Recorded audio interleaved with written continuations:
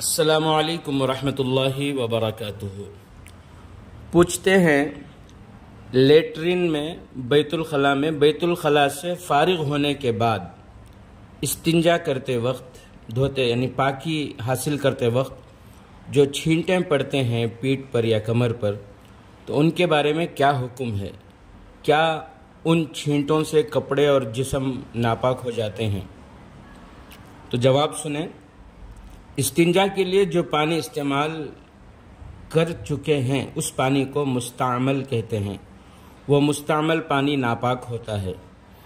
तो मुस्तामल पानी के नापाक कतरे हों या नापाक जगह से उठने की वजह से वो नापाक हों, तो ऐसे छींटों के लगने से कपड़े और जिस्म नापाक हो जाएंगे। अगर 1 दिरहम की मिक़दार या उससे ज़्यादा लगे तो पाक किए बग़ैर नमाज दुरुस्त नहीं होगी। हाँ, अगर यकीन हो कि यह नापाक पानी के छींटे नहीं थे तो अलग मसला है। वल्लाहु आलम बिस्सवाब।